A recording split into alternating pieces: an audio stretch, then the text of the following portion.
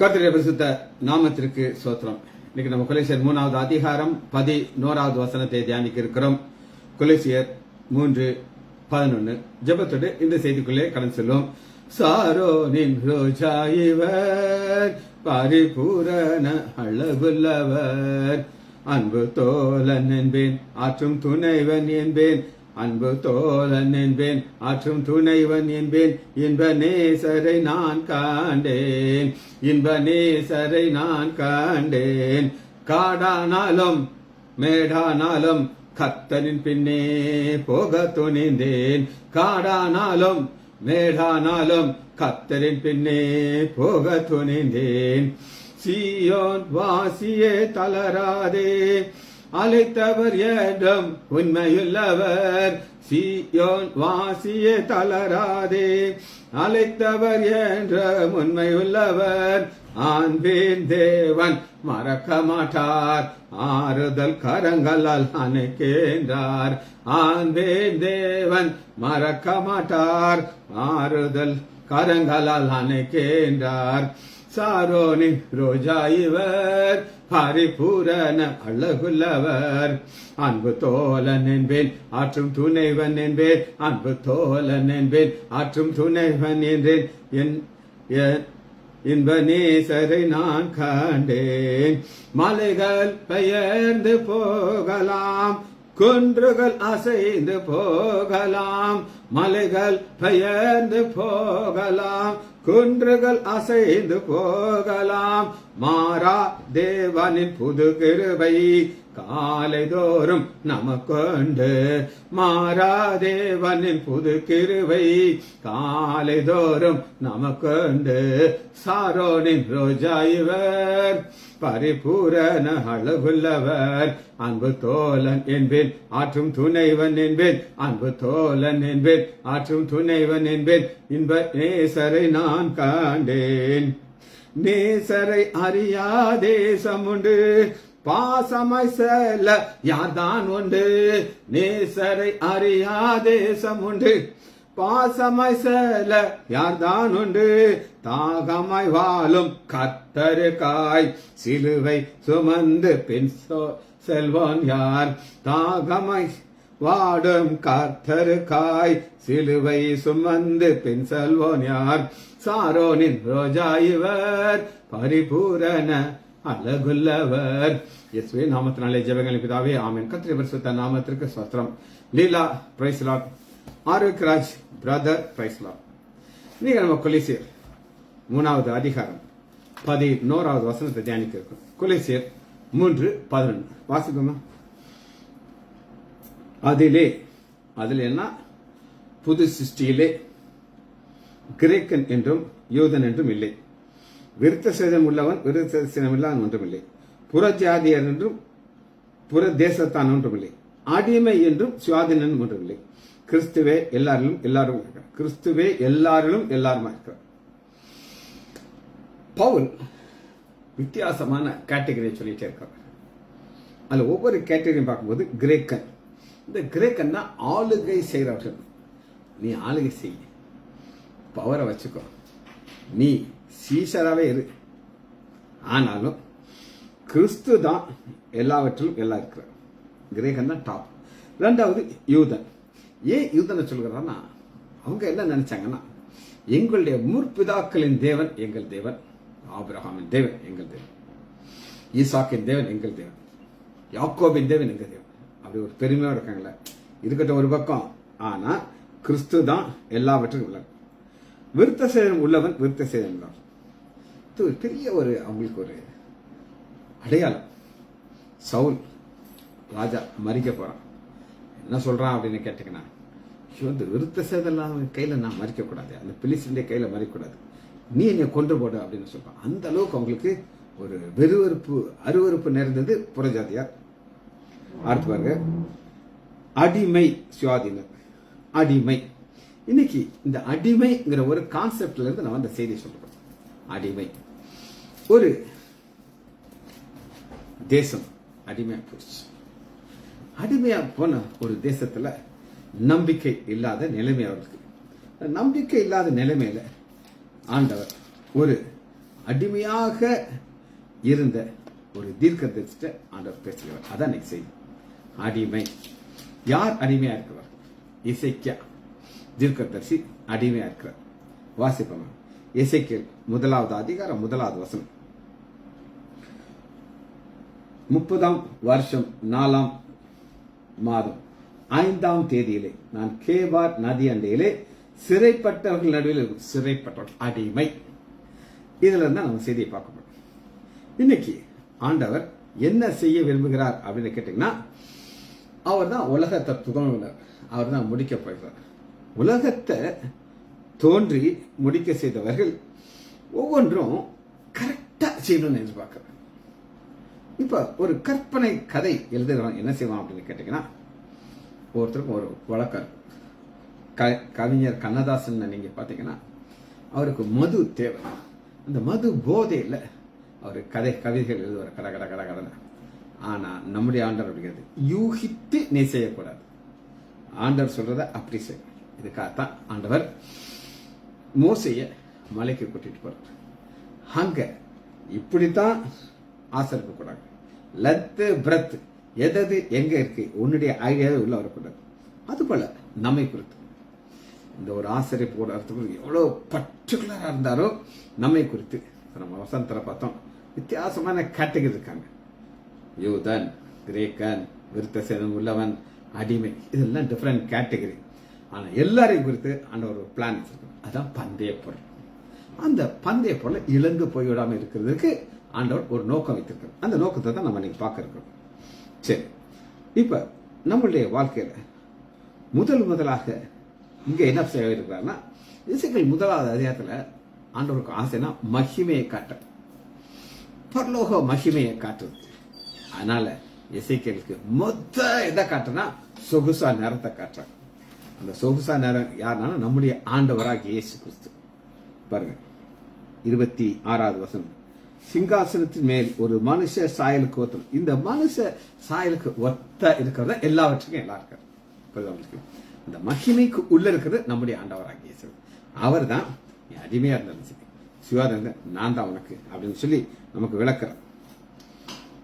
ஆண்டவர் எல்லாத்துக்கும் ஒரு ஆவிக்குரிய டைரக்ஷன் வச்சிருக்கிறார். அந்த ஆவிக்குரிய டைரக்ஷன் தான் நீங்க பார்க்கணும். சக்கரத்துக்குள் சக்கரம். இதை நான் உங்களுக்கு டீட்டெயிலா கிளாஸ் எடுத்துட்டேன். அதை குறித்து நான் இப்ப சொல்ல போறது. அதுல என்ன இருக்குன்னா, அந்த சக்கரத்திற்குள்ள ஆவியானவர் இருக்கிறார். ஆவியானவர் டைரக்ஷனை கொண்டு போயிடுறார். இந்த டைரக்ஷன் படி செய்தா தான் ஆண்டவர் நம்மை குறித்த நோக்கம் நிறைவேறும். சரி, இது போய் போய் போய் போய் எங்க வர முடியுது அப்படின்னு கேட்டீங்கன்னா, 48வது அதிகாரத்துக்கு வாங்க.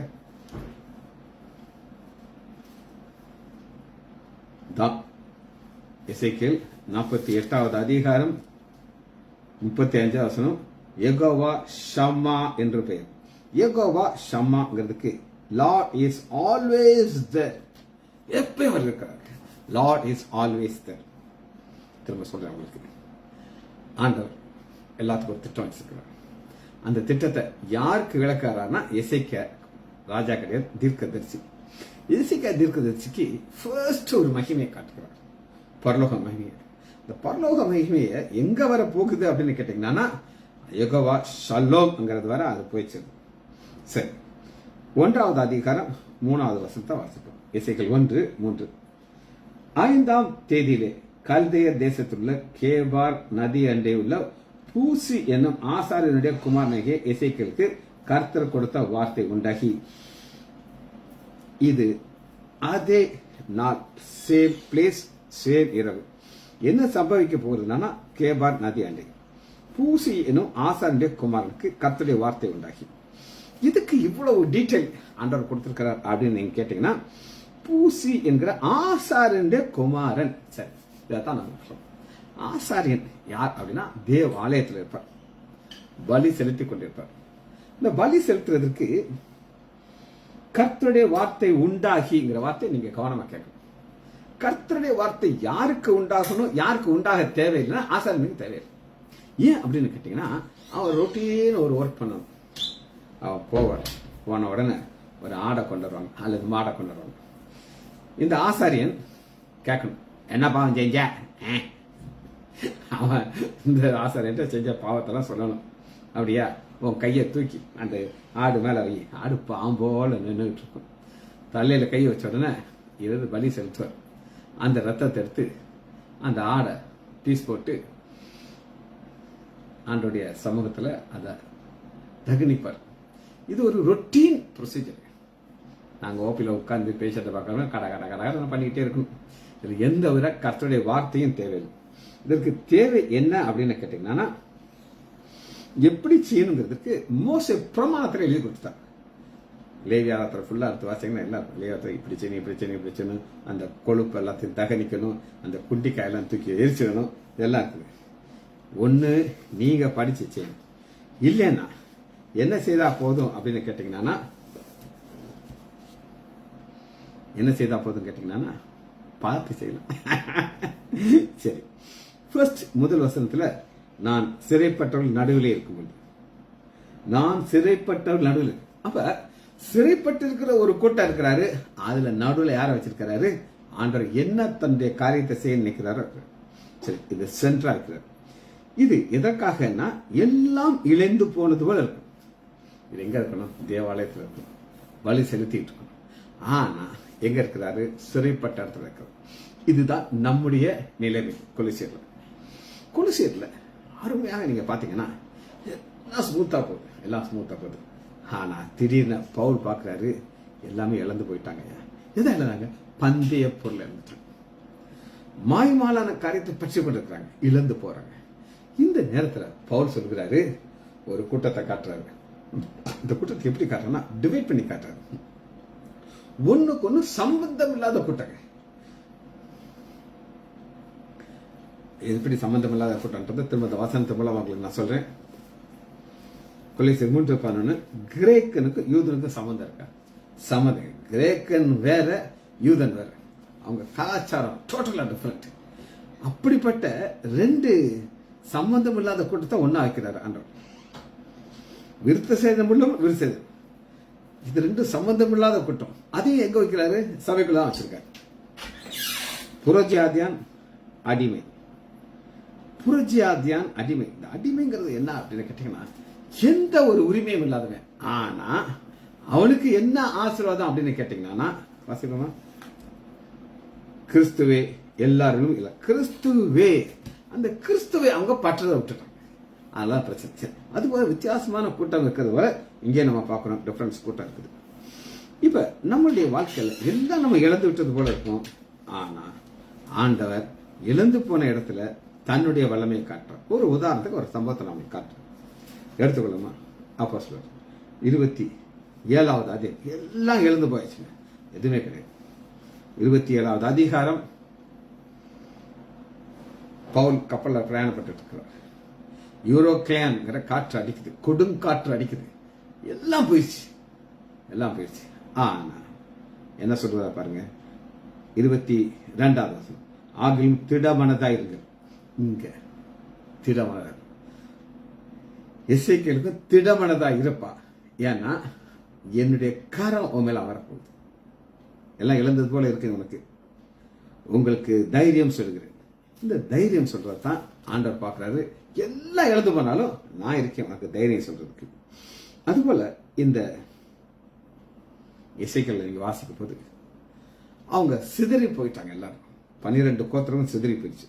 ஆனா ஆண்டவர் என்ன செய்யறாருன்னா எல்லாத்தையும் ஒன்னா சேர்க்கிறார். ஆண்டவர் அதற்கு என்ன செய்கிறார்னா, 1வது அதிகாரம் 1வது வசனம், எசேக்கியேல் 1:1. எசேக்கியேலுக்குள்ளதான் ஆழமான சக்தி ஆவியான வச்சிருக்கிறார். 30ஆம் வருஷம் 4ஆம் மாதம் 5ஆம் தேதி நான் கேபார் நடுவில் சிறைப்பட்டிருக்கும் நடுவில் இருக்கும்போது சம்பவித்து என்னவென்றால், வானங்கள் திறக்கப்பட தேவ தரிசனத்தை கண்டேன். ஆண்டவர் பார்க்க வைக்கிறார். இப்ப நான் உங்களுக்கு இந்த வசனத்தை பார்க்க வைக்கிறேன். எத்தனை பேர் பைபிளை பார்க்கறீங்க எனக்கு தெரியாது. நீங்க ஒரு சிலர் ஆன் பண்ணிட்டு போயிடலாம். இங்கேயோ பைபிளை திறந்து பார்த்துக்கலான்னு எனக்கு தெரியாது. அது நீங்களாச்சு, ஆண்டவராச்சு. அது நான் பார்க்க மாட்டேன். ஆனா நான் பார்க்கிறேன், கண்டேன். நான் பைபிள் வச்சிருக்கேன், நோட்ஸ் வச்சிருக்கேன், நான் பார்க்கிறேன். ஆண்டவர் பார்க்க வைக்கிறார். எதை பார்க்க வைக்கிறார் அப்படின்னு கேட்டீங்கன்னா, வானங்கள் திறக்கப்பட, திறந்த வானத்தை ஆண்டவர் பார்க்க வைக்கிறார். இது என்ன ஒரு பியூட்டி அப்படின்னு கேட்டீங்கன்னா, இந்த வானத்தை யாரால் திறக்க முடியும் அப்படின்னு கேட்டீங்கன்னா, வானத்தை உண்டு பண்ணவராத்தான். இந்த வானத்தை உண்டு பண்ணின எல்லாவற்றுக்கும் எல்லா இருக்கிற கிறிஸ்து வானத்தை திறக்க வைத்தார். வாசிப்போம். லூக்கா 3வது அதிகாரம் 21வது. லூக்கா 3:21. இயேசு ஞானஸ்நானம் பெற்று ஜெபம் பண்ணுகையிலே வானம் திறக்கப்பட்டது. ஆண்டவராகிய இயேசு எல்லாவற்றுக்கும் எல்லாமா இருக்கிறவர் வானத்தை திறக்க வைக்கிறார். ஏன்னா அவர் தான் கிரியேட்டர். சகலமும் அவர் மூலமாய் உண்டாயிற்று. உண்டானது ஒன்றும் அவர் மூலமாக எல்லாமே அவர் மூலம். Is a creator. உண்டு பண்ணும்போது என்ன நடக்குன்னா, பரிசுத்த ஆவியானவர் ரூபம் கொண்டு புறாவை போல் அவர் மேல் இறங்கினார். இங்க நம்ம பார்க்கறது ஆண்டவராகிய இயேசு கிறிஸ்து ஜெபம் பண்ணுகிறார். ஜெபம் பண்ண உடனே வானங்கள் திறக்கப்பட்டது. இப்ப ஒரு கதவை ஒரு மனிதன் அடைத்தால் இன்னொருத்தனால அதை திறக்க முடியும். ஒரு சம்பவத்தை நான் உங்களுக்கு சொல்றேன். ஒரு மனிதன், அவர் பேரு மில்லர். அவர் எல்லாம் இழந்துட்டார். எல்லாமே போயிடுச்சு அவர்கிட்ட. அவருக்கு ஒரு 30 லட்ச ரூபா கடன் பேங்க்ல.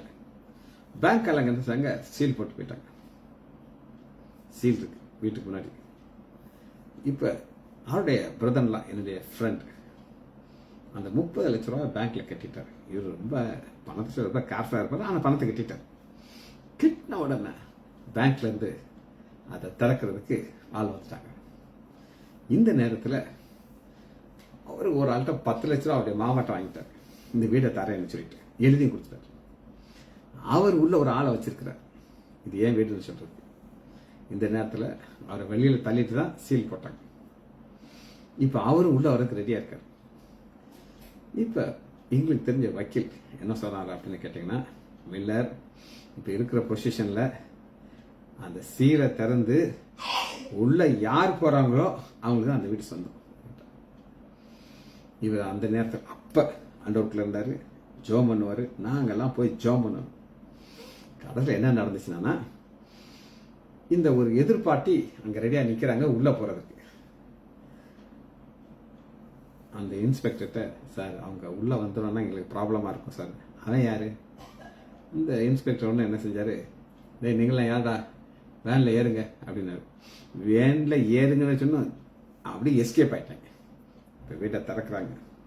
திறந்து மில்லரும் அவங்க அம்மா உள்ள போய் செட்டில் ஆயிட்டாங்க. இதாங்க யாரு வீட்டுக்குள்ள போயாச்சோ அப்புறம் யாரும் ரைட்ஸ் அவங்களுக்கு தான். இப்ப ஒரு யாராலையும் திறக்க முடியாத ஒரு வீட்டை, சீல் போட்ட வீட்டை ஆண்டவர் திறக்க வச்சார். அப்ப ஒரு கதவை நமக்கு போலீஸ் இன்ஃபுளுன்ஸ் இருந்து திறக்க வைக்கலாம். ஆனா வானத்தை திறக்க முடியாது.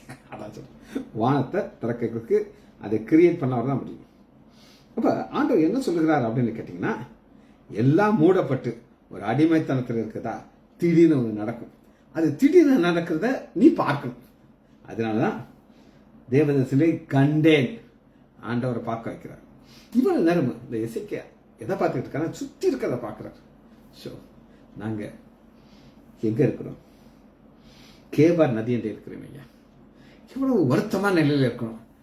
அதை பார்க்காத, மேல பாரு அப்படிங்கிற. அப்ப ஆண்டவர் என்ன செய்யறாருன்னா, ஒரு பாதையை மனிதன் திறக்கலாம்.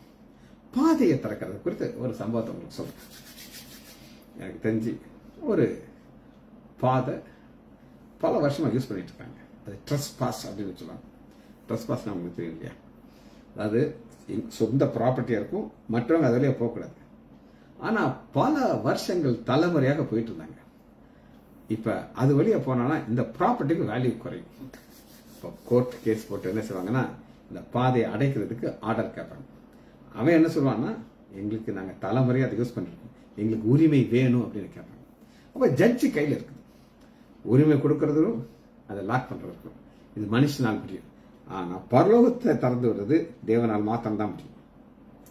இதெல்லாம் எதுக்காக செய்யறார் அப்படின்னு கேட்டீங்கன்னா, வானத்தை திறக்கிறார். நீ அடுத்து எதை பார்க்க போறேன்னா, இந்த சிறைப்பட்டு இருக்கிற இடத்துல ஒரு பயங்கரமான ஒரு காரியத்தை நான் உனக்கு காட்ட போறேன். அது என்னன்னா, நியூ கம்யூனிகேஷன்.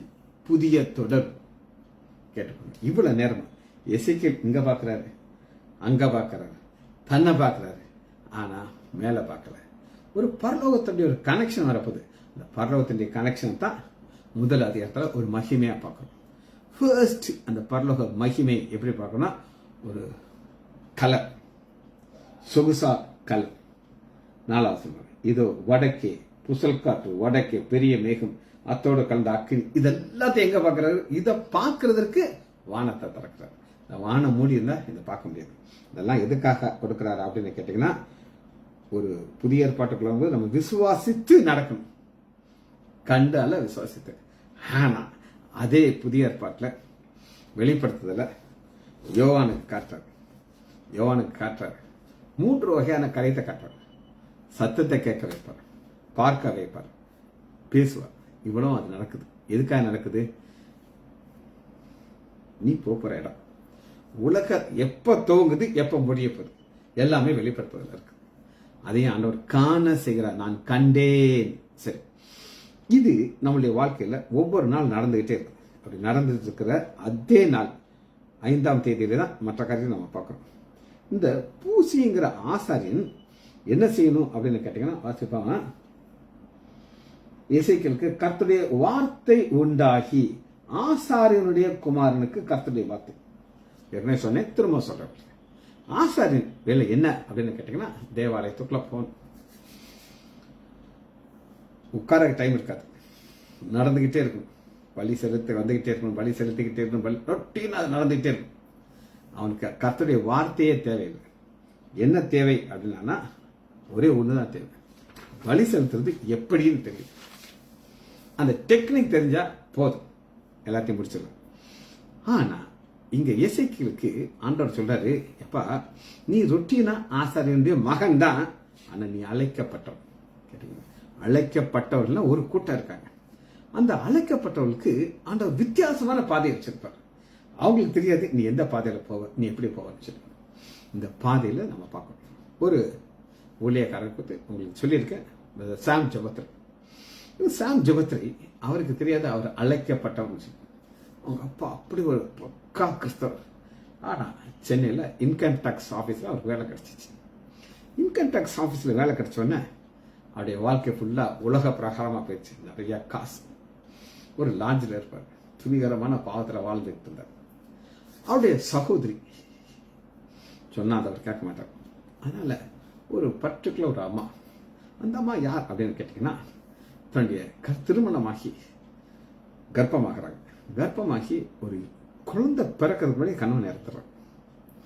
இறந்த உடனே அந்த அம்மாவுக்கு பயங்கர வைராக்கிய ஆண்டவருக்காக ஒரு பெண் குழந்தை பிறக்குது. அந்த அம்மா ஆண்டோட பொருத்தனை பண்றாங்க. ஆண்டவரே, நான் ஒரு பெண் விதவை, கையில் ஒரு பெண் குழந்தைய வச்சிருக்கேன். நான் வீட்டை விட்டு போக முடியாது, நான் வீட்டில் தான் இருப்பேன். ஆனா நீங்க சுவிசேஷத்துக்கு ஆளுகளை இங்க அனுப்பணும், நான் அவங்களுக்கு சுவிசேஷம். அதே மாதிரி ஆண்டவர் செய்வார். ஒரு பால் கொடுக்குறவர் டெய்லி காலைல இருந்து பால் ஊற்றுற அம்மாவுக்கு. அப்போ ரொம்ப சோகமா இருந்தார். என்னங்க ஐயா சோகமா இருக்கீங்க? அப்பா, எனக்கு ஜாஸ்தி பால் கறக்கிற மாடு காய்ச்சல்ல படுத்துருக்கு, சாப்பிட முடிய மாட்டேங்குது, ஒரே கவலையா இருக்கு, அதை நான் இழந்துட்டேன்னா ஒன்றும் செய்ய முடியாது அப்படின்னு சொல்லி. அப்ப அந்த அம்மா சொல்லுது, நீங்க போங்க என்னாச்சு, நான் முழங்கால் போட்டு ஜெபம் பண்றேன், சாயங்காலத்துக்குள்ள உங்க மாடு எழுந்துச்சு நின்று அது சாப்பிட்டு நார்மலாயிரம். பார்த்தீங்கன்னா அந்த அம்மா முழங்கால் போட்டுறாங்க. சாயங்காலம் ஓடி வந்து சொல்லுவாங்க, எம்மா எம்மா எம்மா என்னம்மா நீ சொன்னவங்களே என் மாடு நல்லாயிருச்சு அப்படின்ட்டு. யார் யாரெல்லாம் வர்றாங்களோ அவங்களுக்கு ஆண்டவர் கொடுத்து சொல்லுவாங்க. அம்மா பிள்ளை பெருசாக ஒரு வக்கீல்ல திருமணம் செய்து கொடுக்குறாங்க, லாயர். அவர் என்ன செய்வார்னா, அத்தை மேல அப்படி ஒரு உயிர் அவருக்கு. கிளையண்ட் சண்டை போட்டுருப்பாங்க, அண்ணன் தம்பி, நேரா மாமியாட்ட போட்டுருவாங்க. வா மாமியாட்ட வா பேசுறேன், சாரி என்ன சார் உங்கள்கிட்ட உனக்கு சரியானுங்கள வா. அந்த அம்மா நல்லா ஜோம் பண்ணி அவங்களுக்கு ஒரு ஆலோசனை கொடுப்பாங்க. அப்படி சந்தோஷமா போயிடுவாங்க. அப்படிப்பட்ட அம்மாட்ட சாம் ஜெபத்ரிய அக்கா வர்றாங்க. அப்ப அந்த அக்கா சொல்றாங்களா, நீ வருவேன்னு ஆண்டவர் நேரத்தை எனக்கு சொல்லிட்டாரு. இத்தனை வருஷமா என் வீட்டை விட்டு நான் கால் எடுத்து வச்சது கிடையாது. ஆனா இப்ப உனக்காக நான் லாட்ஜுக்கு வர்றேன் அப்படின்ட்டு வர்றாரு. சாமு ஜெபத்ரி பிரதர் குடிச்சு ரோட்ல கிடக்குறாரு அந்த ஹாலில். இந்த அம்மா நேராக போய் முழங்கால் போட்டு ஜெபம் பண்ண ஆரம்பிக்குது. இவர் திடீர்னு பார்த்தா என்னய்யா ஒரு அம்மா முழங்கால் போட்டு ஜெபம் பண்ணிட்டு இருக்குன்னு ஒரே ஒரு வார்த்தை சொல்லி, நீ மரண பாதையில் இருக்கிற, நீ மரித்தா எங்க போவ மட்டும் சொல்லிட்டு நம்ம போயிடுச்சு. அந்த வார்த்தை அவருக்குள்ள போய் அவர் ரட்சிக்கப்பட்டு பெரிய ஊழியக்காரனார். எத்தனையோ புஸ்தகங்கள் எழுதினார். என்னுடைய ஆரம்ப கால பைபிள் ஸ்டடி ஃபுல்லா அவருடைய கேசட்டை கேட்டு தான் நான் வளர்ந்தேன். எதுக்காக சொல்றேன் அப்படின்னு கேட்டீங்கன்னா, அந்த ஒவ்வொருத்தருக்கும் ஒரு பாதை வச்சிருக்காரு. அந்த அம்மாவுக்கு வேற பாதை, சாம் ஜெபத்திரைக்கு வேற பாதை, எல்லாருக்கும் வேற வேற பாதை.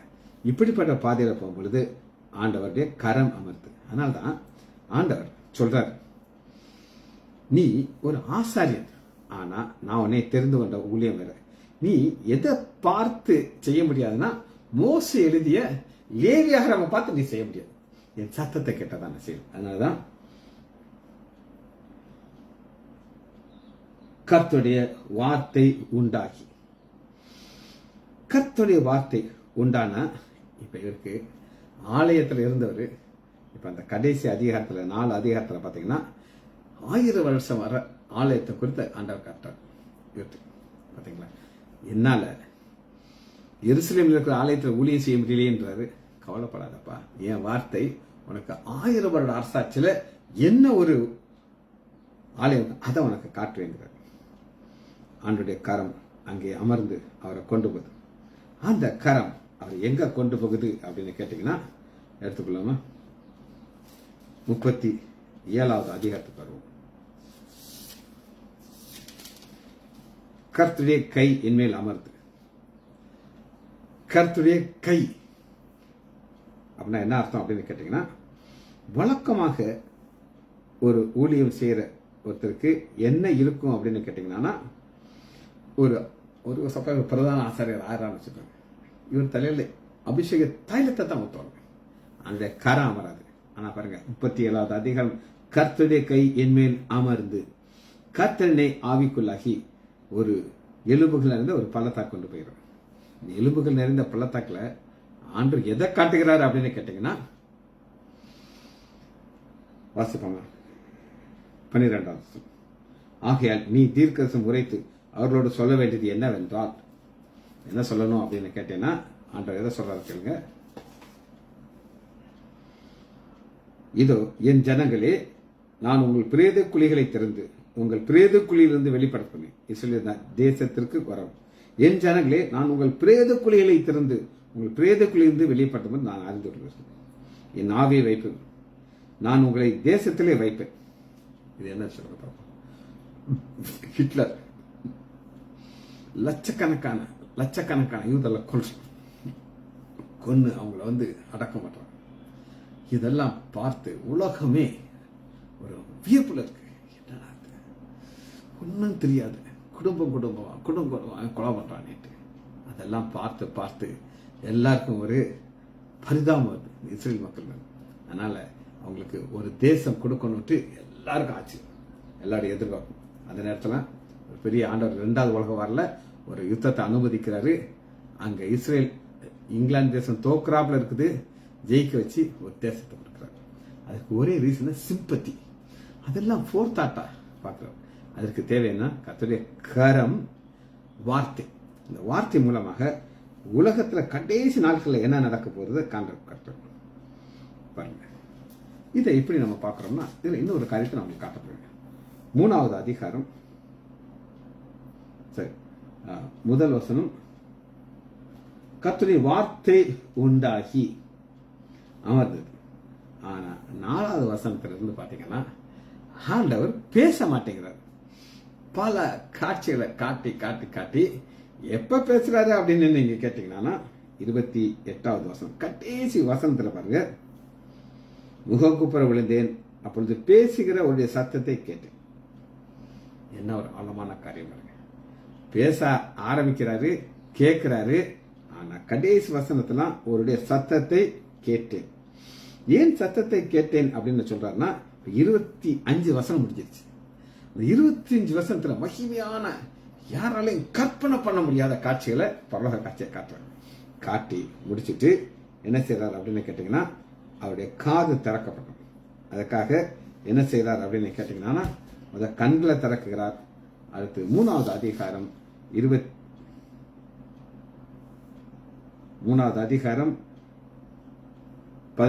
மனுபுத்திரனே, உன்னை இஸ்ரவேல் வம்சத்தாருக்கு காவலாக வைத்தேன். ஒரு மகிமையான ஊழியத்தை கொடுக்கிறார். ஊழியமே இல்லாமல் இருந்ததற்கு ஒரு காவலன். நீ என் வாயின் வார்த்தைகளை கேட்டு, காது கேட்கணும், காதுக்கு விருத்த கேட்டு என் நாமத்தினாலே அவர்களை எச்சரிப்பேன். அடுத்து பாருங்க 27 நான் உன்னோடு பேசும்போது உன் வாயை திறப்பேன். மவுத் பீஸ் என்ன அர்த்தம் அப்படின்னு கேட்டீங்கன்னா, இப்ப ஒரு யுத்தம் வருது இந்தியாவுக்கும் பாகிஸ்தானுக்கும். யுத்தம் வருதுன்னா என்ன அர்த்தம் அப்படின்னு கேட்டீங்கன்னா, இந்தியாவில் இருக்கிற ஒரு தூதர், அம்பாசிடர், அவர் தான் இந்தியாவுக்காக பேசுவார். அமெரிக்காவில் இருக்கிற ஒரு தூதன் அமெரிக்காக்காக பேசுவார். இங்க பரலோகத்தில் இருக்கிற தேவன் ஒரு மவுத் பீஸாக பேச தெரிந்து கொண்ட பாத்திரம் தான் இவர் கிறிஸ்து தான் தலைவர். அடுத்து பாருங்க, சில நேரம் பேசக்கூடாதுங்கிறார். 26 நான் உன் நாவை மேல் வாயோடு ஒட்டி கொள்ள பண்ணுவேன். ஒரு நேரம் நீ பேசணும், ஒரு நேரம் பேசக்கூடாது. ஏன் பேசக்கூடாது? இந்த 2வது அதிகாரம் ஃபுல்லா பாத்தீங்கன்னா, கலக்கு வீட்டார்கள், கடினமான இருதயம், நெற்றியெல்லாம் ஒரு பச்சிலக்கல் மாதிரி இருக்கும். அவங்க மோத வருவாங்க. ஆனா அதுல நீ பேசக்கூடாது. ஆனா எப்ப பேசணும்? நான் உனக்கு பேச சொல்லுவேன். இல்ல, எவ்வளவு அருமையான ஊழியத்தை ஆண்டவர் கொடுக்கிறார்.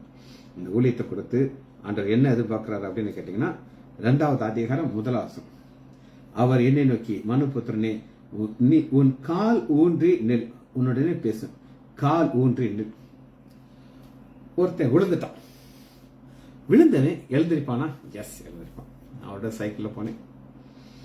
இந்த ஸ்பீட் பிரேக்கரில் சைக்கிளில் மேலே போயிடுச்சு. உள்ள தண்ணி இருந்தது தெரியாது. பேக் வீல் அப்படியே தூக்கிடுச்சு. அப்படியே பொத்தனை விழுந்துட்டேன். அந்த பக்கத்து கடைக்கார வந்து என்னை தூக்குறாரு. அப்போ ஒரு வைராக்கியம், நானே எந்திரிச்சு சைக்கிள் வாங்கி நான் ஓட்டிட்டு வீட்டுக்கு வந்துட்டேன். வீட்டுக்கு வந்து பிறகுதான் தெரியும் இந்த ஷோல்டர் போச்சு. கையை தூக்க முடியாது. செத்து போனாப்புல கிடக்குது. இந்த கையை தூக்கி தான் வைக்கணும். டாக்டர் தான் சாப்பாடை ஊட்டுறான். நான் போச்சு இந்த கையை நினைச்சேன். வியாழக்கிழமை கீழே விழுந்தேன். திங்கக்கிழமை ஓபிக்கு போயிட்டு என் தம்பி ஒரு நர்ஸ் அனுப்புறாரு. உன் கையை எழுத முடியாதுல, ஒரு அசிஸ்டன்ட் அனுப்புறேன், நீ சொல்ல அவன் எழுதுவார். நானே நமக்கு அதெல்லாம் ஒத்து வராது. கையை தூக்கி வச்சு எழுத ஆரம்பிச்சிட்டேன். இப்படி கை போச்சு. ஆனா ஆண்டவர் என்ன செய்யறாரு அப்படின்னு கேட்ட, என்னை எழுந்து நிற்க வச்சிட்டார். அதனாலதான் கீழே விழுந்தானா எழுந்து நிற்க. ஆனா ரொம்ப விழுந்தாச்சா யாராவது தூக்கணும். ஆனா ஆண்டவர் சொல்றாரு, எப்பா உன்னை யாரும் தூக்க முடியாது, நீ யார் எழுந்து நில், உன் கால் ஊன்றி நில். உன்னோட கால் ஊன்றி நிற்கும் போதுதான் நான் பேச முடியும். இப்படி அவர் என்னோடு பேசும் பொழுது ஆவி எனக்கு வருது. இந்த ஆவி இல்லாதவன் கிறிஸ்துவன் அல்ல. இப்ப நம்ம பார்க்கிற ஒரு கூட்டத்தை காமிச்சவங்களுக்கு, யூதர், சுயாதீனர், காரிமை, கிரேக்கர், இவர்களுக்கு எல்லாருக்கும் ஆவியானவர் இருக்கார். அதனாலதான் அவங்களால இந்த ஓட்டத்தை தொடர்ந்து ஓட முடியுது. அந்த பந்தய பொருளை அவங்க இழந்து விடாமல் பெற்றுக்கொள்றது இதான் பாயிண்ட். ஆவி எனக்குள் வந்தது, என்னை கால் ஊன்றி நிற்கும்படி செய்தது. நம்மளால செய்ய முடியாது. ஆனா ஆவியானவர், இந்த செய்தி நான் உங்களுக்கு சொல்லுவேன்னு தெரியாது. ஆனா ஆவியானவர் இந்த வார்த்தையில கொடுத்தார். இதுதான் செய்தி. இந்த செய்தியை என்னை சொல்ல வச்சார் ஆவியானவர். அவர் என்னை கால் ஊன்றி நிற்கும்படி செய்து, அப்பொழுது அவர் என்னோட பேசுகிறதை கேட்டேன். இது ரொம்ப கஷ்டமான நேரம் சிலருக்கு. எலியா வானத்திலிருந்து அக்னியா இருக்கிறார். ஆனா சூரச்சரிக்கிறவர் படுத்துக்கிட்டவரை ஆண்டவர் எழுந்திருக்க சொல்றாரு. அதுபோல எங்க இருக்கிறாரு, எழுந்திருக்க சொல்றாரு. எழுந்து நாம் ஒரு ஓட்டத்துல நாம் ஓட வேண்டும். 2வது அதிகாரம் 8வது மனுபுத்திரனே, அந்த கலக வீட்டாரை போல் கலாக்காராமல் நான் உன்னோட சொல்லுகிறதை கேள். உன் வாயை திறந்து நான் உனக்கு கொடுக்கிறதை புசி. வாயை திறந்து புசி. அப்பொழுது இதோ என்னிடத்திலே நீட்டப்பட்ட ஒரு கை, அந்த கையிலே ஒரு புத்தக சொல் இருந்தது. அதை எனக்கு முன்பாக விரித்தார். உள்ளும் புறம் எழுதப்படும் புசிக்கிறது. இன்னைக்கு நம்ம புசிக்கிறோமாங்கிற கேள்வியோட நான் செய்ய முடிக்க போறேன். புசிக்கிறதா என்ன இருக்கு? நேற்று திங்கட்கிழமை, ஞாயிற்றுக்கிழமை உங்களுக்கு நான் ஒரு செய்தி கொடுத்தேன். உங்களுக்கு உண்மையிலேயே ஒரு வாஞ்சி இருந்தீங்கன்னா அதை உட்கார்ந்து நீங்க புசிச்சு கட்ட கட்ட கட்ட கட்டன்ட்டு எல்கானா செய்தி போட்டு அந்த புக்கு ரெடியாக இருக்கும். நான் உங்கள்கிட்ட கேட்க போறதே கிடையாது. ஏன்னா எனக்கு இதுக்கு சம்மந்தமே கிடையாது. சொல்ல வேண்டியது என் வேலை. எசேக்கியேல் தீர்க்கதரிசியை பார்த்து நீ சொல்லுன்ட்டா நானும் சொல்லிட்டேன், அவ்வளவுதான். நான் அதை புசிக்க வேண்டியது உங்க வேலை. புசிச்சா உங்களுக்கு லாபம், யோகம், பிரயோஜனம், சந்ததிகளை ஆண்டார் ஆசிரியப்பார். ஜெபிச்சு முடிப்போமா?